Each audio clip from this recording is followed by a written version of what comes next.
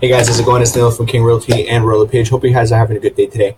Wanted to send this video message out to my investors, and the topic is cash flow positive. Now, the reason I'm talking about this is because I've had a lot of people come to me recently and ask me about buying a second property, buying a third property, making this an investment, and how they should go about it. And so, one of the things I always tell people is like, there's a few different ways to invest in real estate. One of them is that you purchase a property and that you're banking on yearly appreciation. Meaning that maybe you have a rental person in there, but at the same time, maybe you're breaking even, maybe you're even losing money, but you're really focused on, hey, this might work actually in the Toronto market's core, where you're buying a condo, for example, and the way that it is nowadays is if you put 20% down on that property, which you have to when you buy a second or third property, you have to put 20% down.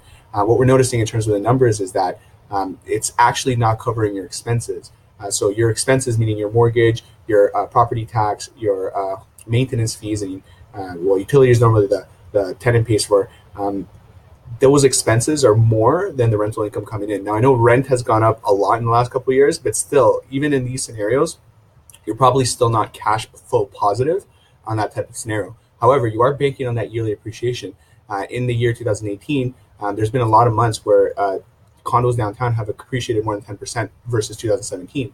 And this is supposed to be kind of a slower time. Never has condos slowed down in the city of Toronto. So some people are okay with that. They're okay with their expenses being higher than the rental income, because what they do is they pay that extra $100, $200, $300 a month, and they cover it. And at the end of the day, at the end of the year in their taxes, because this is an investment property, they're going to claim that as a loss.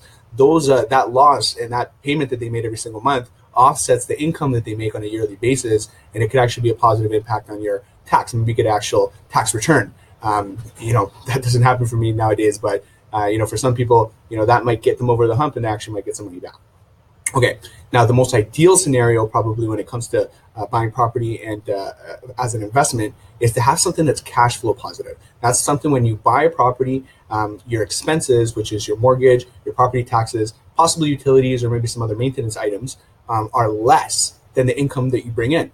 And so that's what I try to focus on, and I try to see as much as possible if we can get cash flow positive with those type of properties. Now, this is not a flip. You're not buying. Sorry about that. Just a message in the office here. So this is not a flip. This is something that you're buying. You're holding for a few years, probably maybe even longer than a few years. Maybe it's more long term. Where you know that, hey, over time you're going to be paying down your mortgage, which means on a monthly basis you're actually going to be making more and more as time goes on. But you're banking on two different things. You're making money every single month now because instead of your expenses being more than your rental income is more than your expenses. And now maybe you're cash flowing 200, 300, 400. I've seen examples where it's a freehold and you're renting upstairs, main floor, and downstairs basement where people are cash flow positive over $500 a month. And so those are ideal situations where you're making money every single month now. And on top of that, even if you're in a smaller market just outside the GTA or just outside the Toronto, you still should be appreciating on a yearly basis as well, even if it is in single digits. Okay, so I just wanted to have a quick conversation about cash flow and about how you can kind of structure a real estate deal to make sure that you are cash flow positive, and you can look at those numbers before you even sign the dotted line, before you become firm and you're going to pay for this place.